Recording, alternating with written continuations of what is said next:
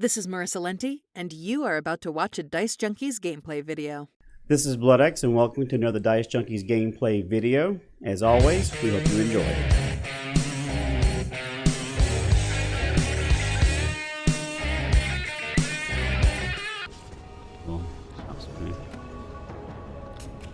Alright, so this is BloodX, and I'm going to go over my Moze build video for Borderlands 3. This is post-director's cut, so I do have a couple of changes that I've done from what I've had in the past. So we'll start with the essentials, the equipment. Mainly I use plague bearers. So I've got shock and I've got radiation, but I also carry around with me corrosive as well. I've been tinkering with the Globetrotter, but I haven't really given it a good run, but I do normally carry with me these three elements. Because of the Mayhem 10 difficulty, I also carry around with me a kick charger, and I'll go over that here when I go over the modifiers that I use for Mayhem 10. But I run all 5150. Some people like the 390s, but because of the bossing, I'd rather have the extra 150% damage as opposed to the one-shot 300. My shields, as you can see, are around 266 before any buffs from damage or kills. I'm running the reinforced Infernal Wish. This gives me a base of 83,204 shields. Very, very short recharge delay, but the extra capacity and the additional capacity on top of that is really helpful. But the big thing is the damage potential. Is we have one projectile per shot when the shield is not depleted. So naturally, when Moze's shields are depleted, she's in fight for her life anyway. So this basically gives us 2 shots with the plague bearers each time. And if you use a plague bearer, you know you don't have to be very accurate because the missiles around the actual projectiles tends to seek. So you're getting double damage at all times. Plus, on action skill end, we also get additional 50% bonus radiation damage, which stacks with all of our radiation damage from here, and this being my primary weapon, naturally the radiation damage escalates significantly. I do toggle between the Bloodletter and the Blastmaster. The Blastmaster does give me a slightly higher magazine size, faster reload speed for my torgs and weapon damage. Plus you have a larger splash radius, but I tend to down myself a pretty good bit when I'm playing solo.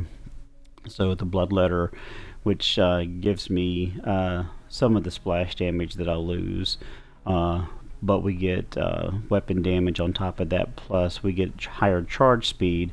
More importantly, with the skill modifiers, we do make up for some more of our damage as well, so I'll go over that here in a little bit.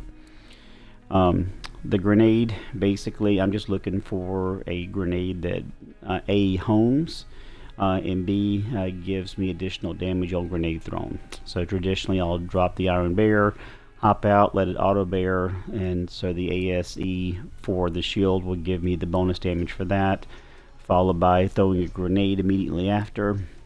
Because I get 10 seconds and 6 seconds. So for about 6 seconds I should be able to get an additional 75% damage between the shield and the actual grenade itself. And to get the damage really high, I do run a Deathless, which gives me additional radiation damage on top of all the other radiation damage that I'm doing.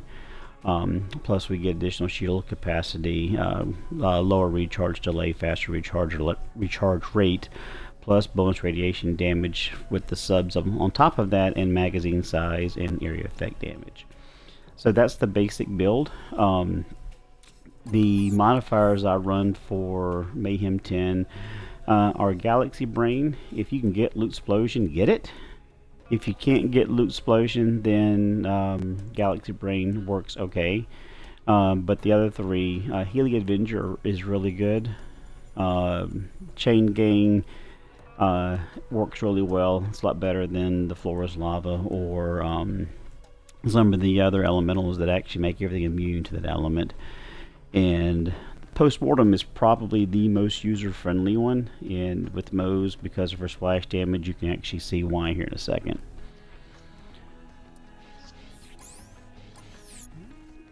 And skills. Alright, so I do go down 3 trees. We'll start with the green tree and then we'll work our way over. So we've got to work our way down a little bit, so I do go ahead and add the Cloud of Lead, which does give you some incendiary, but what I do like is that every 4 shots I save an ammo shot, and with Plague Bearers they are ammo hogs, so that will help me conserve a little bit of ammunition, plus we also get that little bit of additional incendiary damage. And then again, because we need to go down the tree a little bit, we also have matched set, because I do run dual cannons that will give us a little bit higher magazine size and less heat per shot, but the big thing is getting the incendiary and the ammo. Redistribution. This does help us regenerate some ammo as well, and that's the one thing about this build, is constantly keeping your ammo as high as possible so you don't burn through it too fast. So we do get a little bit of ammo regeneration on critical hits. With the Bloodletter equipped, every time that we would actually gain health, we gain shields. So whenever you're gaining health, you're gaining shields. So you're adding 2.5% of your missing shields per second. So that really helps as well. I do run and shoot a lot, so that will give me a little bit of a weapon damage boost of 12%. Plus I have a little bit of enhanced swap speed, and with the Postmortem that helps as I switch from a Plague Bearer back to the Kick Charger. And lastly, I can sprint and shoot at the same time, but I also gain life steal, again piggybacking off the Bloodletter. That also helps continuously replenish the shields, which is why I stop at this point on the tree. So we've got that ability. We have this one, which also helps with regenerating shields, but also we have several skills that regenerate ammunition. The blue tree is the only one that I do max out. Again, working down the tree, whenever we deal splash damage, we deal bonus incendiary. So we've got an additional 11% here, and we're adding on another 15%. So adding those little bit of ticks of additional damage for a weapon that don't normally carry helps, because not everything I can one-shot with radiation. So having that additional element will help do additional damage. And then whenever we do splash damage, we add ammo. Again, it's all about adding ammunition back to our rocket launchers. So we have a 10% chance here, and we had a 5% chance of adding ammunition here. So as you can see, we're starting to stack on top of the abilities to add more ammunition to our guns. I really like Torg Cross Promotion. I just like the additional splash damage and the ability to enhance the radius of the splash damage. It's all about the super splash Moze. This one, again, we have to get down to the bottom of the tree, and I do throw a lot of grenades. So with our Pull the Holy Pin, most grenades have a chance to score a critical hit, and they deal increased damage. But it's not my favorite skill. But I know a lot of players like to run the skill, plus they'll actually run the class Mod Blast Master to get it even higher. I do like the Auto Bear, just because it will continually do splash damage while I'm doing splash damage, which helps regenerate ammunition as well. So the Auto Bear, I think, is really, really helpful. The Vampire, this one here, again, is just helping restore more shields back with damage that you're dealing. So whenever we do damage with a throwing grenade, which again, as I'm constantly throwing grenades, but more importantly, whenever the Iron Bear deals damage, that it restores a portion of our shields. And then we get the ability to throw grenades and fight for our life. So sometimes you're reloading, so throwing that grenade will help you get a little bit of extra time. So being able to throw a grenade and fight for our life is helpful, although if you don't really care for that, you can put 3 points into explosive punctuation. It gives you a little bit of faster cooldown rate, but I've noticed that that's not really a problem with Moze. My biggest problem is actually remembering that my Iron Bear is available again, so I can get that extra 50% damage. So anyway, your choice on those two. And then the last one, whenever you deal gun damage, there's a chance of a secondary explosion, and this is where you really start being able to chain the damage. So when you see how much we're stacking with our ASEs, with the shield, and then the grenade thrown damage, plus all the other splash damage we're stacking on top of that, the gun damage is really going to be nasty when you start chaining that damage. The red tree, which is probably my favorite tree, I really enjoy the benefits from the red tree. The first ability that we picked was the armored infantry. It's basically whenever we're dealing damage, we're getting additional gun damage, and we're also gaining damage reduction. I do like the thin red line. I was trying to hunt down a bloodletter that actually gave me 5 additional stacks of thin red line. I haven't found one yet, but I do max it out, plus my bloodletter gives me 3 extra levels, so that's why my shields get so high. I did have a build where I actually got over 1 million shields with thin red line and stacking on some of these other abilities, but thin red line I think is very, very helpful whenever you're going with a deathless build. And then we have Vladov Ingenuity. Again, you have just a faster recharge rate, plus it adds on more shields. A lot of players want to go with Drowning in Brass just because they want to add more gun damage, but playing solo play, and when you're also playing on True Takedown Hunter, True Vault Hunter mode, I think that extra shield, but also the recharge rate and shock resistance really helps with survivability. Again, you can put those 5 points over in Drowning in Brass if you feel that you just need to get your damage that much higher. But I do like the shock resistance because the game is very unforgiving when it comes to shock damage. And then we have Experimental Munitions. Again, we're just adding on more incendiary damage. So again, it's one of those things that I just like stacking on the 15, the 15, the 10s. So you're just adding additional damage on top of what you're already doing. So entering the Iron Bear causes Moze and her allies to immediately begin recharging shields. So this is kind of one of my oh shit moments.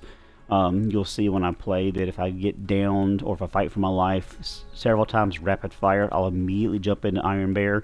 And this is the reason why, is so I can first of all cool off a little bit, because the more you go down, the faster your timer goes off on your fight for life.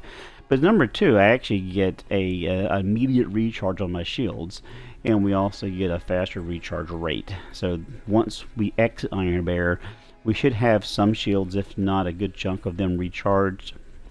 But hopefully some of the cooldown for your fight for your life has been restored, so you won't have those diminishing returns on your actual fight for life timer.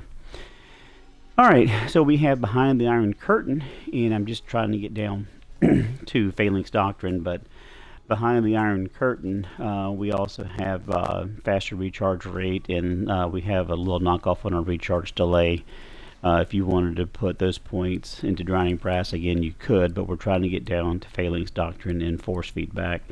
But I also like Desperate Measures. So we could go with the Blastmaster, which, as you can see, gives us an extra 100% damage.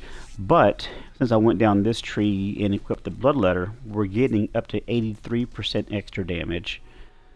So whenever Moze's gun and Iron Bear weapon damage are increased depending on how low your health is. Well, my health's always at 1, so I'm always getting the extra 83%. Now, if I were to take off my Bloodletter and put back on my Blastmaster, that additional damage is only 50%. So we are making up 23% of the extra, 33% of the extra damage. But I'm also regaining some benefits by getting more shields, going down this tree as well. And in addition to that, my bloodletter does give me some additional weapon damage. Now I'm losing some magazine size, but I'm getting additional weapon damage and splash damage. So it does kind of balance itself out depending on your play style. Now I really like Phalanx Doctrine just because it just gives me additional shields the more I kill. So you'll see it scaling up and scaling down. But the extra gun damage of 8% per stack plus additional shields of 12% per stack really helps when you're getting mopped. And with the Plague Bearers, the way they're chaining the damage, you should be seeing your shield stacking at all times. So I really like Phalanx Doctrine. I really like to get the force feedback, where I could have put 5 points in Phalanx Doctrine. And I do have some bloodletters that give me bonus stacks of Phalanx Doctrine as well. But with force feedback, when we do a critical hit, we immediately begin recharging shields. Again, survivability. We want to make sure we're always keeping our shields recharged at all times. So between the force feedback and the other abilities that we have that replenish shields in lieu of health really helps with the survivability of this build. Now I do run the dual Hell on Rails for my Iron Bear, and it's I'm just getting incendiary damage. So again, we're stacking on incendiaries and stacking on incendiaries. So, but if you wanted to go with a different ability, I know a lot of people like to run the Vanquisher rocket pods. Again, your preference, but I've just noticed the damage I deal with this I think is better. Plus, I can shoot it faster than I can some of the other weapons. All right. So now that you've kind of seen the build, let's go see how it operates in real life. And to test any build, I always recommend Minos Prime, because anywhere else you could mop up with almost any build, but if you really want to test your build survivability, Minos Prime is the place to go.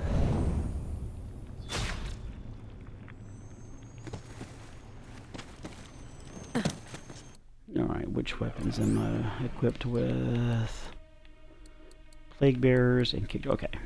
Standard loadout, got it.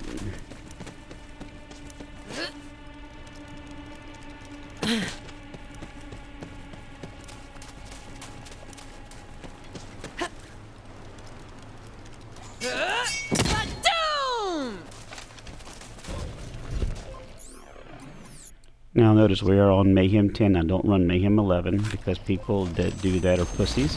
And the reason I qualify that is dealing with all these extra pieces and parts over here, Postmortem, Chain Gang, Healy Avenger.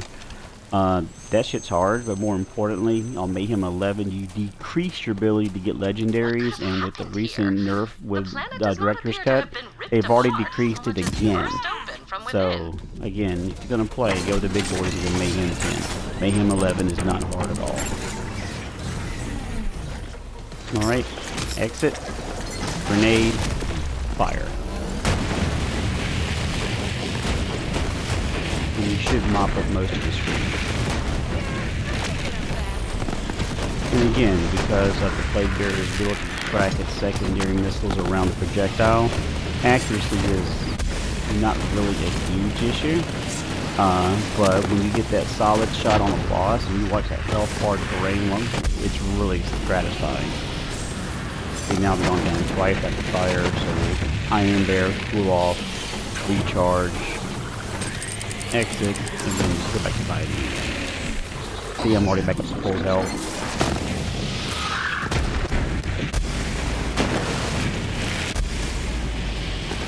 Some of you guys are very unforgiving. There we go, back up.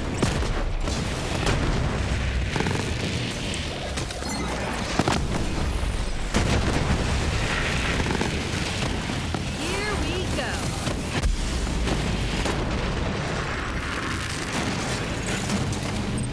And I'm already down several rounds of ammo, so I need to recharge a little bit.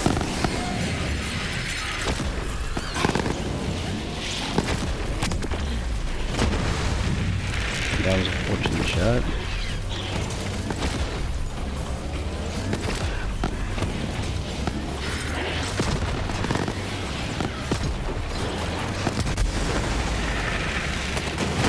That's one of the issues. issue. Is when you Plague Bear build, they will jump in your face.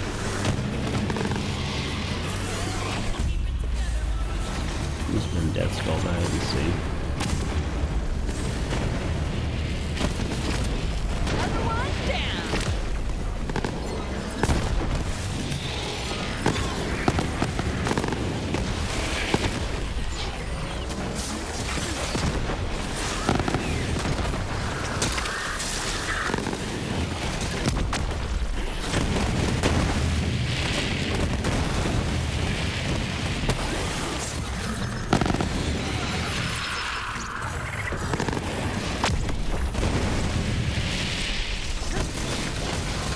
And we're back up to 35 and 7, so you can see the ability to recharge the ammo is definitely working. Where's he at?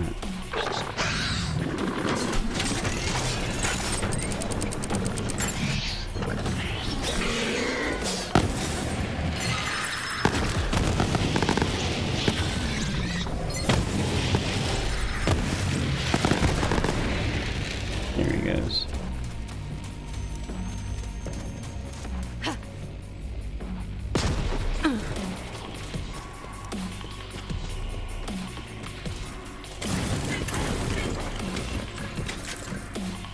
Sweet, I'll take it. Now we're back to full ammo. An Iridian temple! That must be the source of the signal.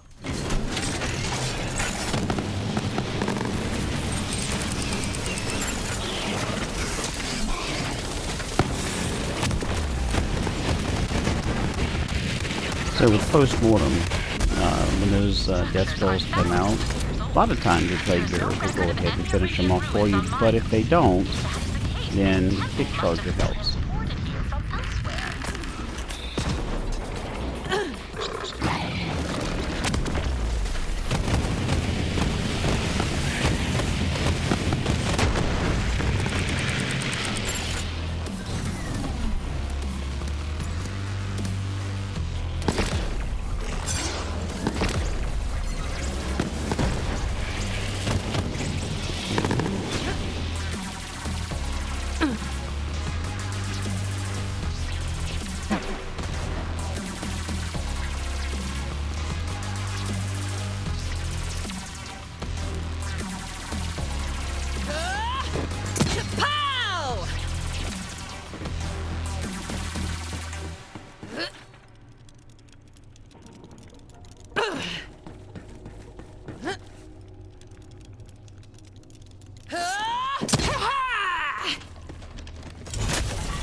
Get through there now. Yeah, I burned a lot of iridium trying to get a 5150 Globetrotter. Which I probably should try out at some point. Let's do that now.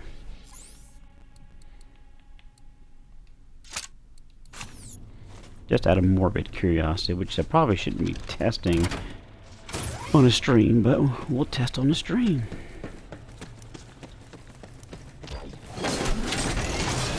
If I go down, it's my fault. I can always switch over, but We got contact.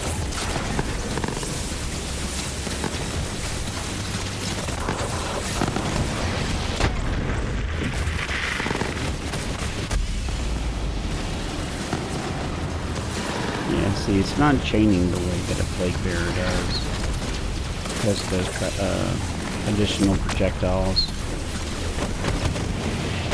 I really like the Globetrotter, but I just don't think it's as viable as the Plague Bearer is.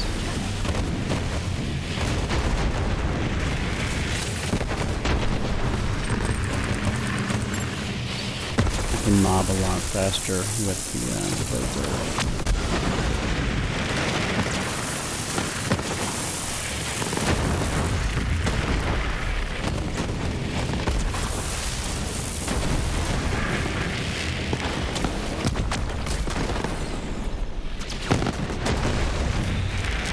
You can see the dual shots from that Infernal Wish is really sweet.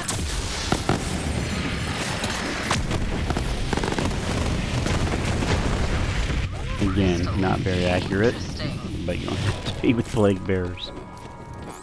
Let's go ahead and add that back. I have the corrosive. Oh, full of ammo. I don't need that. Okay.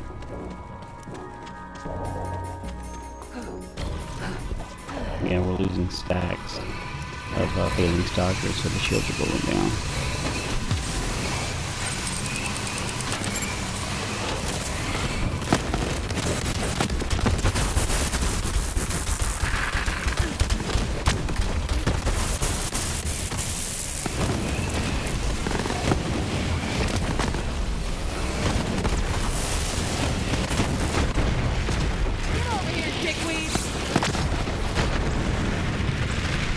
Oh, for those of you that haven't seen it, on our channel we also have a video with the voice actress that did Moze, Marissa Linton. Definitely give that a good check out.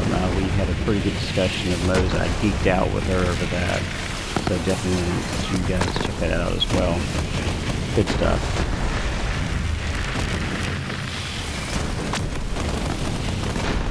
I need to aim them. Oh, I got him. Okay, good.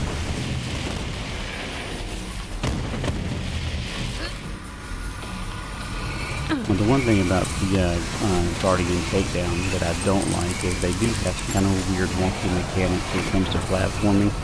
I swear there's sometimes when I'll be jumping and I'll be hitting the platform exactly correct, and I get this hand of God that pushes me back and I fall to my death, which is absolutely ridiculous.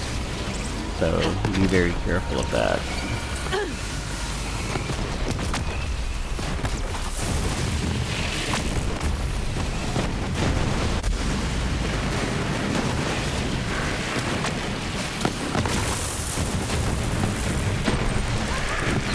For a sec, that extra damage, grenade, and fire.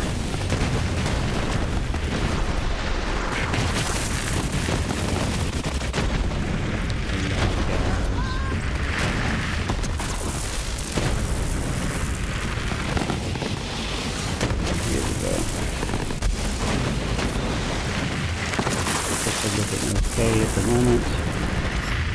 I went down several times in a row. Let's go ahead and cool off for a second here.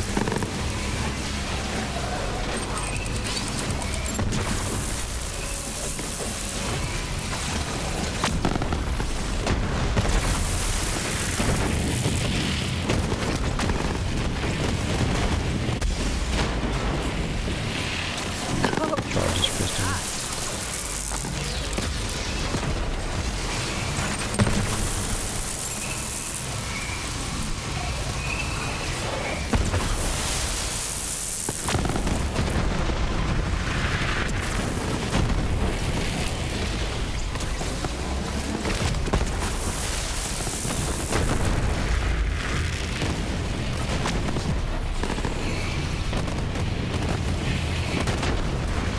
Now, there is a finite number of enemies in this area, so eventually, if you stay here long enough, you can kill everything before all you gotta do is charge the crystals.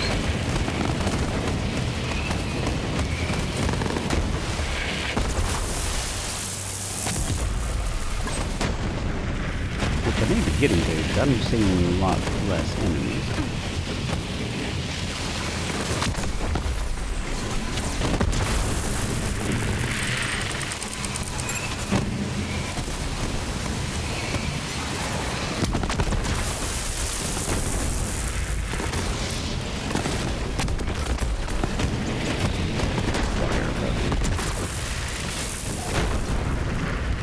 Or not.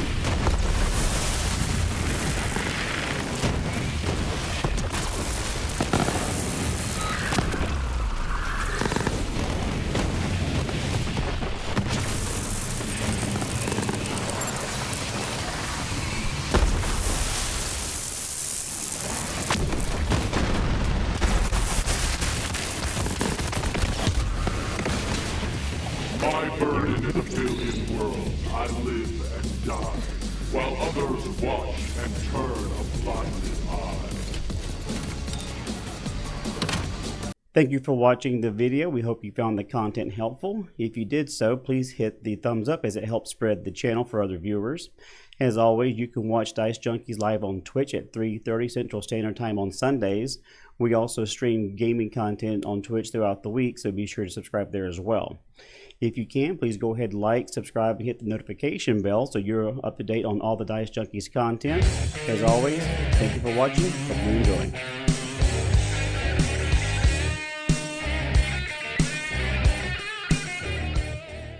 They fucked my tomatoes up!